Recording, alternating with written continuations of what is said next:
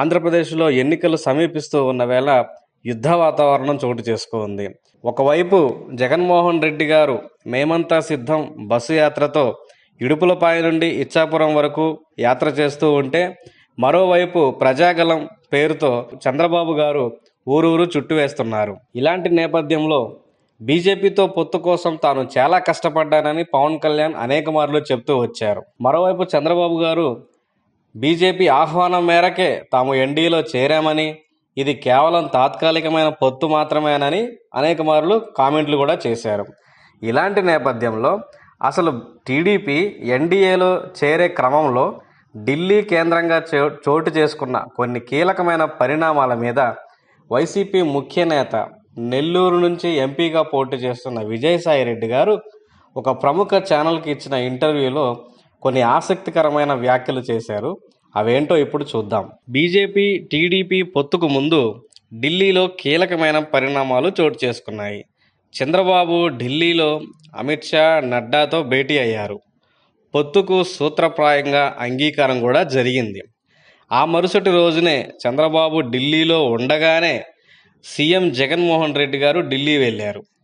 Parliament హౌస్లోనే ప్రధాని మోదీతో సుమారు గంటన్నర పాటు సుదీర్ఘమైన భేటీ జరిగింది.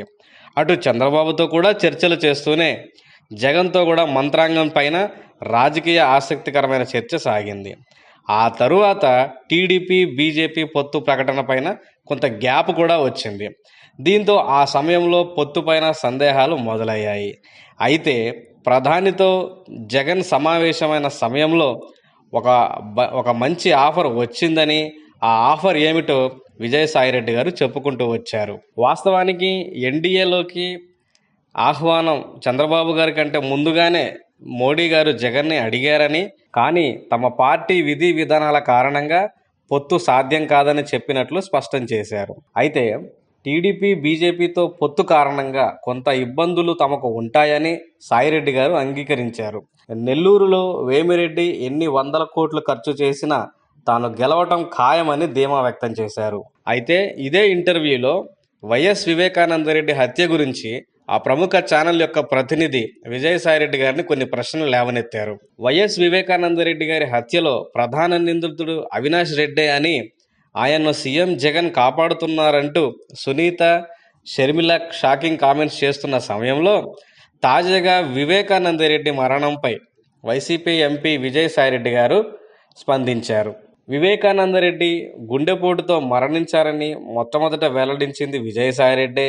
అసలు ఆ రోజు ఏం జరిగిందంటే, వివేకానందరెడ్డి చనిపోయారని నాకు ఆ రోజు ఉదయం ఓ విలేకరి కాల్ చేసి చెప్పారని, దీనిపై నేను పార్టీకి చెందిన వ్యక్తులకు కాల్ చేసి మాట్లాడగా అక్కడున్న కొంతమంది నాకు వివేకానందరెడ్డి గుండెపోటుతో మరణించారని చెప్పారని, నేను అదే విషయాన్ని మీడియాకు తెలియజేశానని విజయసాయిరెడ్డి గారు క్లారిటీ ఇచ్చారు.